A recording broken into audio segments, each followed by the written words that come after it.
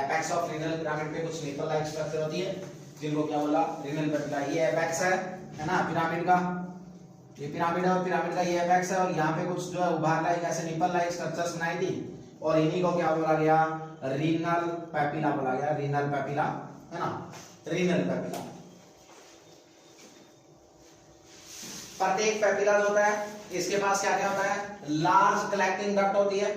जो प्रत्येक पेपिला है, ये जो पेपिला है इसके पास एक बड़ी सारी कलेक्टिंग डक्ट होती है, और उस कलेक्टिंग डक्ट को किस नाम से जाना जाता है, पेपिलरी डक्ट या डक्ट ऑफ बेलिनी। यहां से भी पूछा हुआ क्वेश्चन है, डक्ट ऑफ बेलिनी कहां पाई जाती है, डक्ट ऑफ बेलिनी कहां पाई जाती है, तो कहता हूं कहां पाई जाती है, रीनल पेपिला में, है ना। रीनल पेपिला, प्रत्येक पेपिला कैसा होता है, निपल लाइक स्ट्रक्चर होती है, प्रोजेक्शन लाइक, है ना, और उसके पास क्या होती है, एक बड़ी कलेक्टिंग डक्ट होती है, और वो कलेक्टिंग डक्ट जो है उसको क्या बोलते हो आप, पेपिलरी डक्ट। पेपिला के पास है इसलिए इसको पेपिलरी डक्ट। और डक्ट ऑफ बेलिनी, बेलिनी एक साइंटिस्ट का नाम था जिसने इसको देखा था सबसे पहले, इसलिए डक्ट ऑफ बेलिनी।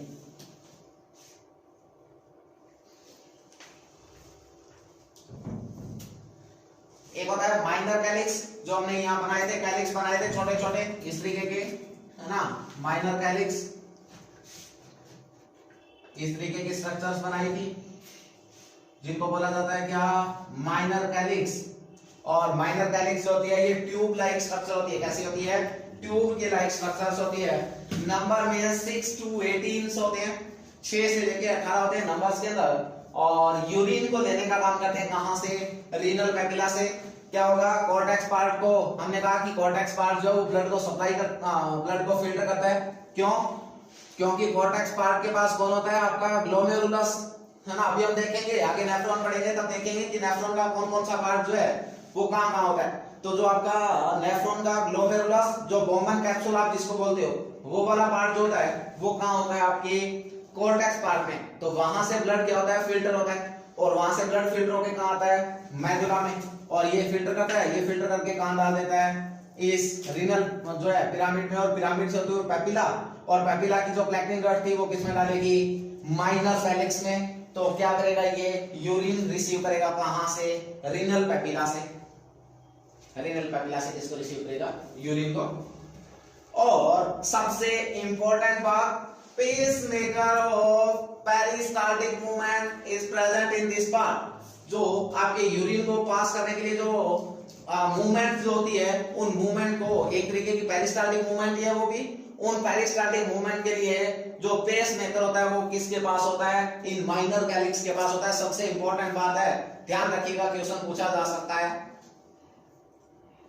जो आपका यूरिन है, यूरिन को आगे से आगे ट्रेवल करवाने के लिए जो मूवमेंट्स होती है आपकी किडनी के अंदर, आपके नेफ्रॉन के अंदर, आपके यूरेटर के अंदर, है ना, उन सभी मूवमेंट्स को करवाने के लिए जो कंट्रोलर होता है यानी कि पेस मेकर होता है वो कहां पर प्रेजेंट होता है, माइनर कैलिक्स में। समझ पा रहे हो बात को, इंपॉर्टेंट बात रहती है, स्टार लगा के लिखिएगा। एक होता है मेजर कैलिक्स और मेजर कैलिक्स। अब यहां जो है इन माइनर कैलिक्स से जो लेने का काम करेंगे वो कौन होगा, मेजर कैलिक्स होगा। और मेजर कैलिक्स कैसी होती है, कप शेप स्ट्रक्चर होती है, कैसी होती है, कप शेप स्ट्रक्चर होती है। कौन, आपका मेजर कैलिक्स।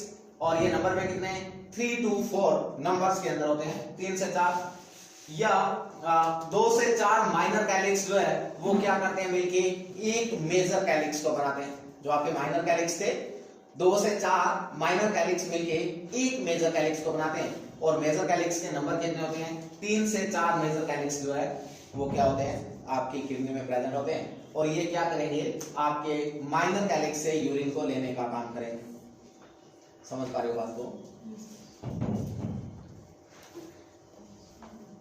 जैसे आपके हार्ट में पेस मेकर होता है ना, जो क्या करता है, आपकी हार्ट रेट को रेगुलेट करने का काम करता है, उसी तरह कैसे क्या है आपके जो है यूरिनरी सिस्टम में भी क्या है, ये पेस मेकर है जो किसके पास है, माइनर कैलिक्स के।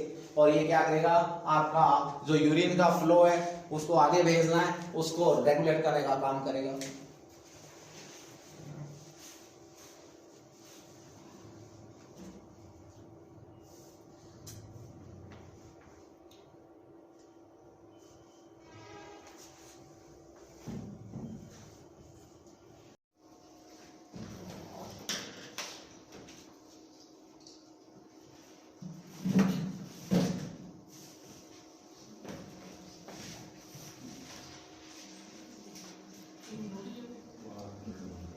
इसके अलावा नेक्स्ट जो पार्ट रहता है वो रहता है रीनल पेल्विस, और रीनल पेल्विस जो होता है ये कैसा होता है, फनल शेप का होगा, है ना, होलो कैविटी होती है, जिसके अंदर क्या होगा, जो है जो आपका मेजर कैलिक्स है ये क्या करेंगे, यूरिन ड्रेन करेंगे, और ये यूरिन जो है ड्रेन करके कहां डाल दिया जाएगा, जो है पेल्विस के थ्रू आपका यूरेटर जो है उसके अंदर क्या कर दिया जाता है, भेज दिया जाता है।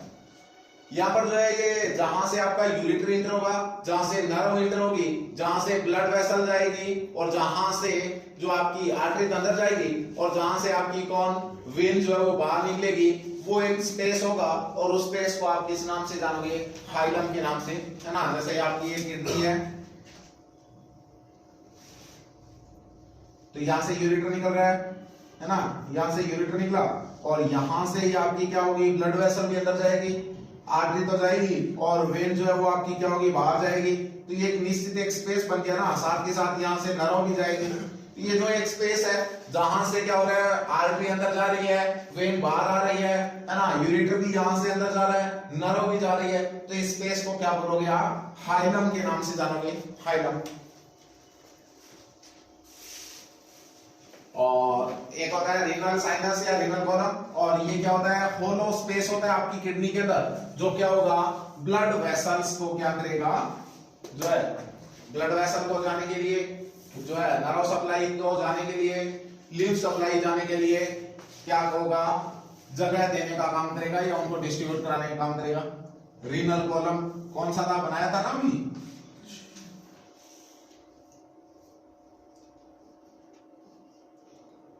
ये जो बीच में खाली स्पेस जो थी उसको बोला था ना रीनल कॉलम, बोला था कि नहीं बोला था, हाँ। तो ये जो बीच में खाली स्पेस है, यहां से क्या होगी, आपकी जो है ब्लड वेसल्स जाएंगी, और ये क्या करेगी, ब्लड की सप्लाई करने का काम करेगी आगे, इस तरीके से। तो इसको क्या बोला आपने, रीनल कॉलम या रीनल साइनस, जो क्या होता है आपकी किडनी के अंदर खाली स्पेस होता है, जहां से क्या होती है, ब्लड वेसल्स है, नर्व्स है ना, लिम्फ वेसल्स है, ये सारी की सारी ट्रैवल करती है, और जाके किडनी को क्या करती है, ब्लड का सप्लाई करने का काम करती है। समझ पा रहे हो कि नहीं?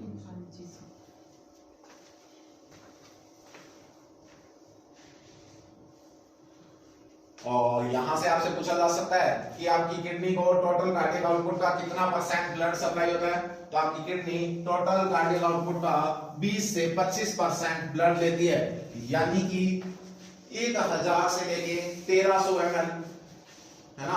कुछ जब अगर एक एवरेज पूछे तो आपने लगभग 1250 ml बताना है, अगर एक एवरेज पूछे तो लगभग 1250 ml बताना है आपने,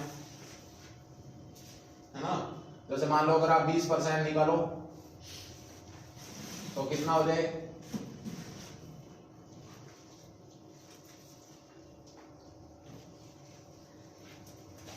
निकालना आता है क्या, परसेंटेज निकालना आता है सभी को, हाँ। और अगर 25% निकालो तो ये 1250 आएगा।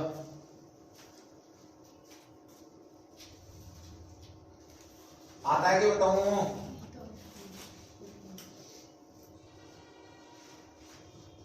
जैसे मान लीजिए आपने क्या करना है, 20% निकालना है ना, तो 20% निकालना है तो 20 लिख लिया। अब इसके आगे ये परसेंट लगा हुआ है, इस परसेंट को अगर हटाओगे तो आपने क्या कर देना है, इसके डिवाइड में 100 लगा देना है, तो क्या हो गया 20 डिवाइड बाई 100, और टोटल कार्डियक आउटपुट कितना होता है 1 मिनट का, 5000 ml, यानी कि 5 लीटर। तो इसको मल्टीप्लाई कर लेना किससे, 5000 से, 5000 ml, 1 लीटर में 1000 ml, और 5 लीटर में 5000। और जब आप क्या करोगे, इसको कट करोगे, यानी कि 2 0 से 2 0 काट लो, और 20 को फिर 50 से मल्टीप्लाई करो तो कितना आ जाता है 1000। तो 20% की बात करें तो 1000 ml, और 25 की बात करोगे तो 25 डिवाइड बाई 100, तो 100 से ये काट लेना, और 25 को जब 50 से करोगे तो 25 5 125, और 1 0 आगे तो 1250 ml, ऐसे, ठीक है। तो ये आपसे पूछा जा सकता है कि किडनी को टोटल कार्डियक आउटपुट का कितना % ब्लड सप्लाई होता है, तो कितना, 20 से 25%।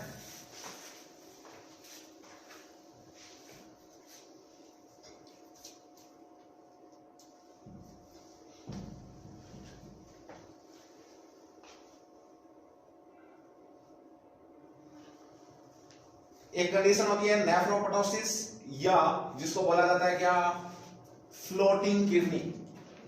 नेफ्रोपोटोसिस या फ्लोटिंग किडनी। पोटोसिस का मतलब क्या होता है, एक टर्म पढ़ते हैं हम, जो आपको माइस्थेनिया ग्रेविस डिजीज होती है, जिसका कार्डिनल साइन है पोटोसिस, जिसका तो मतलब होता है आई बॉल, जो ये आपकी आई लीड है, इसका क्या हो जाना, डाउनवर्ड, है ना, नीचे की तरफ गिर जाना, वो कंडीशन होती है पोटोसिस। यहाँ है नेफ्रोपोटोसिस, तो नेफ्रो मतलब किडनी और पोटोसिस मतलब गिर जाए, तो क्या हुआ, आपकी किडनी गिर जाए, कहां गिर जाए, क्या बाहर गिर जाए, बाहर थोड़ी ना गिरेगी, अंदर ही गिरेगी, अंदर कहां, बॉडी के अंदर कहीं गिर सकती है, कैसे, तो जो आपकी पेरिनिनल फैट थी, है ना, या पेरिनेफ्रिक फैट थी, या जो रीनल फेसिया वगैरह थी, जो क्या कर रही थी, इस किडनी को एक जगह बांध के रख रही थी, सपोर्ट दे रही थी। अगर क्या हो जाए, उनकी कमी हो जाए, उनका लॉस हो जाए किसी कारण की वजह से, या वो अच्छे से बन नहीं पाए, तो उस कंडीशन में क्या हो जाएगी, आपकी किडनी जो है, जो अपने जो जनरल स्पेस जो था, जो खुद की जगह थी, जैसे हमने कहा कि कहां होती है, T12 टू नंबर 3 के बीच में होती है, और वहां से क्या हो गई है, डिस्प्लेस हो गई है, उस कंडीशन को आप क्या बोलते हो, नेफ्रोपोटोसिस या फ्लोटिंग किडनी। फ्लोटिंग का मतलब होता है मूवमेंट करने वाली, है ना, तो क्या हो गया, उसने मूव कर लिया ना अपनी जगह से, नेचुरल तो जो है T12 टू L3 पे होना चाहिए था, जबकि वहां नहीं मिलेगी आपको, तो वो मूवमेंट हो गया, है ना, तो उसके लिए फ्लोटिंग वर्ड। और नेफ्रोपोटोसिस, पोटोसिस का मतलब होता है ड्रॉपिंग आईलिड, और यहाँ तो नेफ्रो यानी कि किडनी गिर रही है ना, तो इसलिए इसको क्या बोला, नेफ्रोपोटोसिस या फ्लोटिंग किडनी। इंपॉर्टेंट बात रहती है। और more common problem in female, और फीमेल में भी जो थिन फीमेल होती है, जो एक्सेसिव पतली फीमेल्स होती है, बहुत ज्यादा पतली होती है, उनके अंदर ये ज्यादातर प्रॉब्लम देखने को मिलती है, थिन फीमेल्स के अंदर।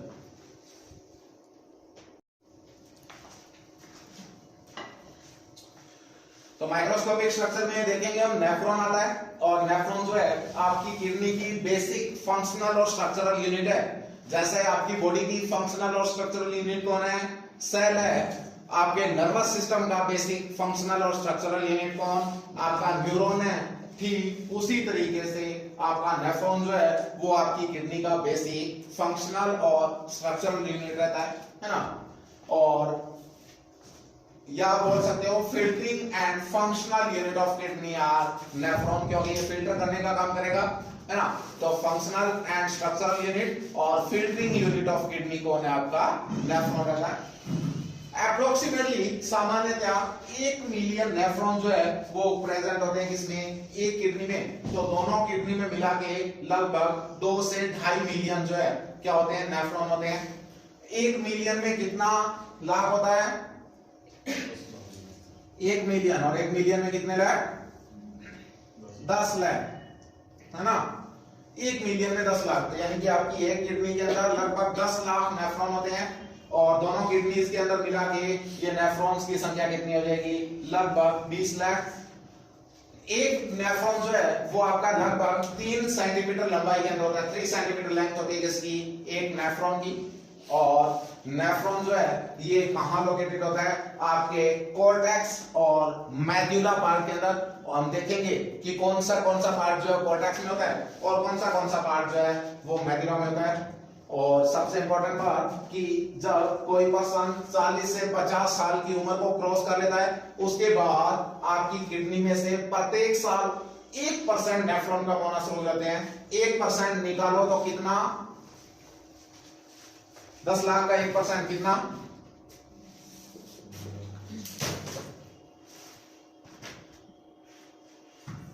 ये हो गया 10 लाख। इकाई, दहाई, सैकड़ा, हजार, 10,000, लाख, 10 लाख, है ना, 10 लाख। अब 10 लाख का निकालो तो कितना, प्रत्येक साल 10,000 नेफ्रॉन कम हो जाते हैं 50 साल की उम्र के बाद।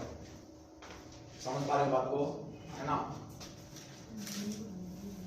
तो फिर जो आपका नेफ्रॉन है ये 2 टाइप्स का होता है, और 2 टाइप कौन सा, एक होता है कॉर्टिकल नेफ्रॉन, या जिसको बोला जाता है क्या, सुपरफिशियल नेफ्रॉन, और एक होता है आपका जैक्स्ट्रा मेडुलरी नेफ्रॉन, या जिसको बोला जाता है डीप नेफ्रॉन, है ना, या मेडुलरी नेफ्रॉन। जो सबसे ज्यादा पाया जाता है वो कौन सा होता है आपका कॉर्टिकल नेफ्रॉन। कॉर्टिकल नेफ्रॉन जो है वो 85% केसेस में पाए जाते हैं, जबकि आपका जक्स्ट्रा मेडुलरी नेफ्रॉन जो है ये 15% केसेस के अंदर पाया जाएगा। 15% केसेस में जो कॉर्टिकल नेफ्रॉन है ये आपका कहां पाया जाता है, कॉर्टेक्स पार्ट के अंदर, और आपका जक्स्ट्रा मेडुलरी जो है ये कहां पाया जाता है, मेडुलरी पार्ट के अंदर। मेडुलरी पार्ट जो आपका कॉर्टिकल नेफ्रॉन होता है उसका लूप ऑफ फैनले जो है वो क्या होगा, शॉर्ट होगा, लूप ऑफ फैनले। और जो आपका जक्स्ट्रा मेडुलरी नेफ्रॉन है उसका लूप ऑफ फैनले क्या होता है, लॉन्ग होगा, लॉन्ग। और जो आपका कॉर्टिकल नेफ्रॉन जो होता है इसकी पेरीट्यूबुलर कैपिलरी जो है वो क्या होती है, रीअब्जॉर्प्शन के लिए प्रेजेंट होती है, रीअब्जॉर्प्शन के लिए प्रेजेंट होती है। कौन, जो पेरीट्यूबुलर कैपिलरी है। पेरीट्यूबुलर कैपिलरी कौन सी, जैसे आपका नेफ्रॉन है,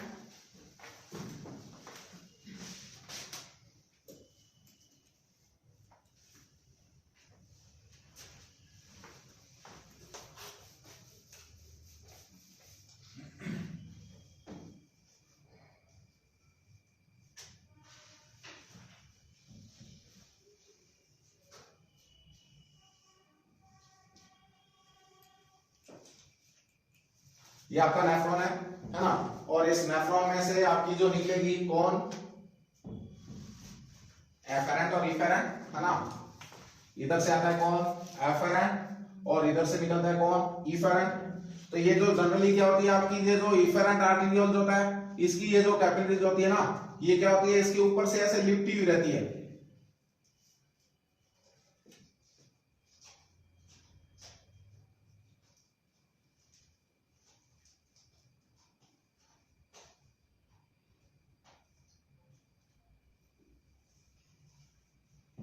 इस तरीके से इसके ऊपर से लिपटी हुई रहती है। समझ पा रहे हो बात को, है ना। किसके अंदर, कॉर्टिकल नेफ्रॉन के अंदर। और जो आपका जो जक्स्ट्रा मेडुलरी नेफ्रॉन जो है उसके अंदर क्या होगी, ये बिल्कुल जैसे इस तरीके से ही होगा, है ना। बट वहां क्या होगा, ये इस तरीके से साथ साथ चलेगी, इसके ऊपर लिपटी हुई नहीं होगी। और ये जो साथ साथ जाएगी इस कंडीशन को हम क्या बोलेंगे, वासा रेक्टा। क्या, वासा रेक्टा। तो आपका जो जक्स्ट्रा मेडुलरी नेफ्रॉन होता है उसमें रीअब्जॉर्प्शन के लिए कौन होता है, वासा रेक्टा प्रेजेंट होता है। जबकि आपका जो है कौन, कॉर्टिकल नेफ्रॉन, वहां क्या होती है, रीअब्जॉर्प्शन के लिए पेरीट्यूबुलर कैपिलरी प्रेजेंट होती है। समझ पा रहे हो? हाँ,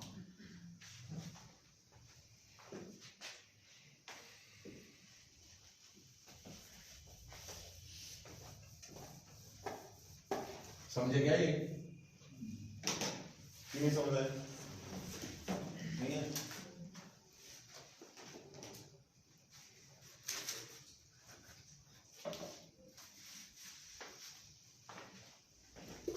जैसे हम बात कर रहे थे किसके बारे में, नेफ्रॉन के बारे में। और हमने कहा नेफ्रॉन कितने टाइप का होता है, दो टाइप का होता है। एक होता है कॉर्टिकल नेफ्रॉन, कॉर्टिकल नेफ्रॉन, और एक होता है कौन सा, juxta medullary, juxta medullary nephron. अब ये जो आपका कॉर्टिकल नेफ्रॉन होता है ये कहां होता है, कॉर्टेक्स पार्ट में होता है। नाम से पता चल रहा है आपको, कहां होगा, ये कॉर्टेक्स पार्ट में प्रेजेंट होगा। जबकि आपका जो जक्स्ट्रा मेडुलरी है ये कहां होगा, मेडुला में होगा, प्रेजेंट होगा मेडुला पार्ट में। और 85% केसेस में क्या पाया जाता है, आपका कॉर्टिकल नेफ्रॉन पाया जाता है। जबकि 15% पार्ट में कौन होता है, आपका जक्स्ट्रा मेडुलरी नेफ्रॉन होता है।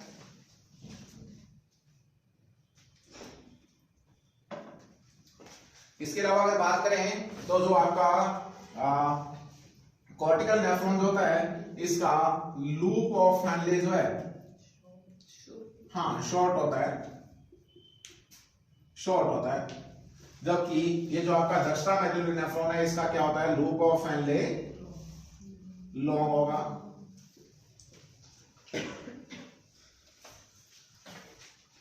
इसके अलावा ये जो आपका कॉर्टिकल नेफ्रॉन होता है यहां पर रीअब्जॉर्प्शन के लिए कौन प्रेजेंट होगा, पेरीट्यूबुलर कैपिलरी प्रेजेंट होगी, है ना। क्या होगा यहां, पेरिट्यूबुलर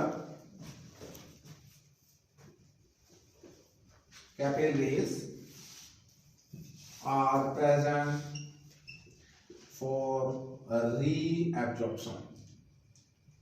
अब ये रीअब्जॉर्प्शन के लिए पेरिट्यूबुलर कैपिलरी क्या चीज है? पेरी का मतलब होता है चारों ओर, ट्यूबुलर मतलब ट्यूब्यूल। ट्यूब्यूल कौन सी? जो आपका नेफ्रॉन है, नेफ्रॉन की ट्यूब्यूल है कौन सी? प्रॉक्सिमल कॉन्वोल्यूटेड ट्यूब्यूल है ना, उसके चारों तरफ। कैसे?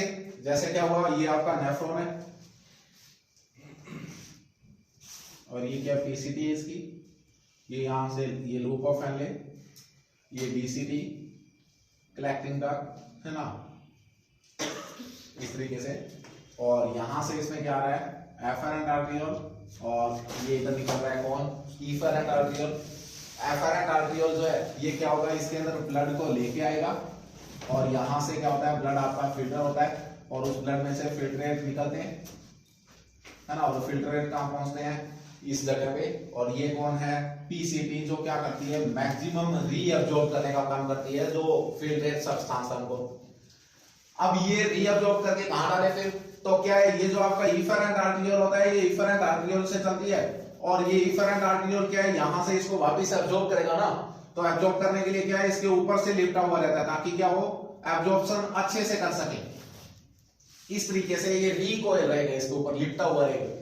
इस कंडीशन को हम बोलते हैं क्या? पेरिट्यूबुलर है ना। पेरिट्यूबुलर, पेरी का मतलब चारों तरफ और ट्यूबुलर मतलब ट्यूब। तो ये क्या है? ट्यूब है, प्रॉक्सिमल कॉन्वोल्यूटेड ट्यूब्यूल, ट्यूब्यूल के चारों तरफ लिपटा हुआ है, यानी कि पेरी कॉन्वोल्यूटेड ट्यूब्यूल, पेरिट्यूबुलर है ना। तो जो कॉर्टिकल नेफ्रॉन है ये इस तरीके से होगा आपका, और जो आपका क्या होता है, जक्स्ट्रा मेडुलरी जो होता है, इसमें क्या होता है, वासा रेक्टा होगी। क्या होगा? वासा रेक्टा प्रेजेंट होगी। वासा रेक्टा का मतलब है जो आपका ये नेफ्रॉन है, नेफ्रॉन, ये क्या होगा, इसका जो एफरेंट आर्टरियोल होगा वो क्या होगा, इसके साथ साथ चलेगा, बिल्कुल ऐसे, इस तरीके से साथ साथ निकलेगा। समझ पा रहे हो बात को? इस कंडीशन को क्या बोलते हैं? वासा रेक्टा बोला जाता है। ठीक है।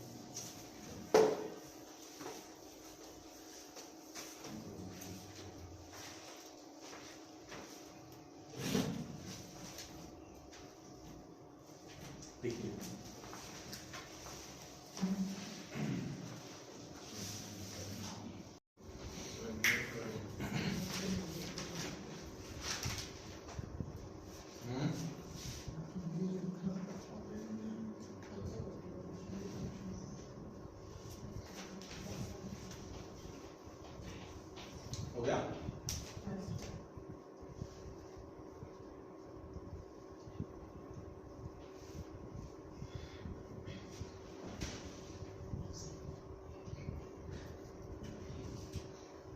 चलूंगा आगे।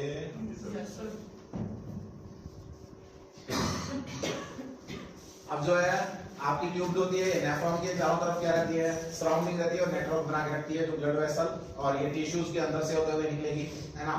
और मटेरियल जो है, जो नेफ्रॉन छोड़ेगा वो कहाँ होगा, कहाँ एंटर कर देगा, जो सराउंडिंग सेल है वहां से होते हुए कहाँ पहुंच जाएगा, वापस ब्लड स्ट्रीम में। किसके थ्रू? जो वेसल्स का नेटवर्क है, जो अभी हमने कैपिलरीज बनाई थी ना चारों तरफ, पेरिट्यूबुलर कैपिलरीज, और इसके अलावा जो है वासा रेक्टा, है ना। तो उनसे होते हुए ये वापस रीअब्जॉर्ब होकर कहां पहुंच जाएगा, सेल और टिश्यूज के अंदर पहुंच जाएगा। एफरेंट आर्टरियोल का डायमीटर जो होता है वो इफरेंट आर्टरियोल के डायमीटर से ज्यादा होता है। एफरेंट जो ब्लड को लेके आता है वो एफरेंट है, ब्लड को लेके जाता है वो कौन है, इफरेंट है। हाँ, नेक्स्ट अब हम बात करेंगे पार्ट ऑफ नेफ्रॉन के बारे में। पार्ट ऑफ नेफ्रॉन, और प्रत्येक नेफ्रॉन जो है इसके काफी सारे पार्ट होते हैं, काफी सारे पार्ट होते हैं। तो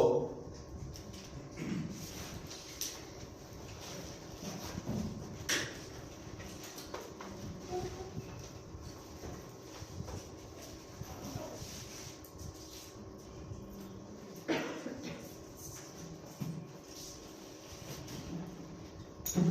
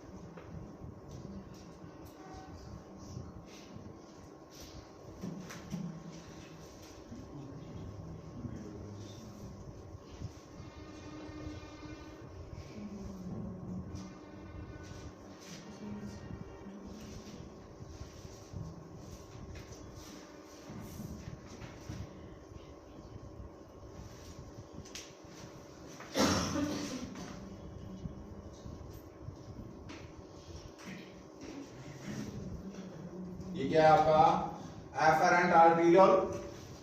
ये जो ब्लड को वापस लेके जाएगा ये क्या होगा एफरेंट आर्टेरियोल। याद रखने के लिए ई से होता है एग्जिट और ई से एफरेंट है ना। ई से क्या होता है एग्जिट। तो जो क्या होगा ब्लड को लेके वापस निकलेगा वो कौन है एफरेंट है ना। या जो है जो लेके आएगा वो कौन है आपका एफरेंट आर्टेरियोल है। ये जो है आपका क्या है ग्लोमेरुलस कैप्सूल है ना। ग्लोमेरुलस या बोमन कैप्सूल बोलो इसको। और इस पे यहां क्या होती है मेम्ब्रेन होती है जिसको ग्लोमेरुलर बेसमेंट मेम्ब्रेन बोलते हैं।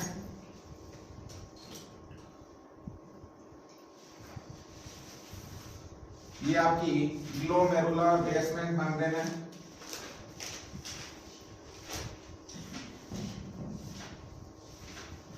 Glomerular basement membrane. और ये जो है ये आपका क्या है ग्लोमेरुलस या बोमन्स कैप्सूल। ये आपका पीसीटी वाला पार्ट है। पीसीटी जिसका फुल फॉर्म है प्रॉक्सिमल कन्वोल्यूटेड ट्यूब्यूल।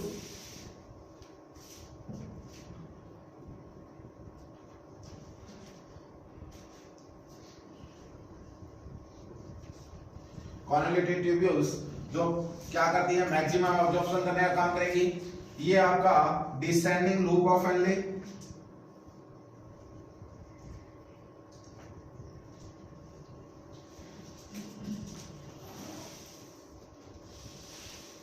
ये जो यू से बना हुआ है ये आपका है लूप ऑफ हेनले।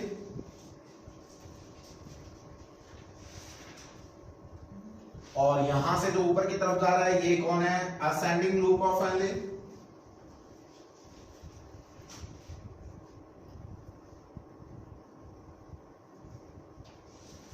ये जो है ये आपकी रहती है कौन डीसीटी जिसको बोला डिस्टल कन्वोल्यूटेड ट्यूब्यूल।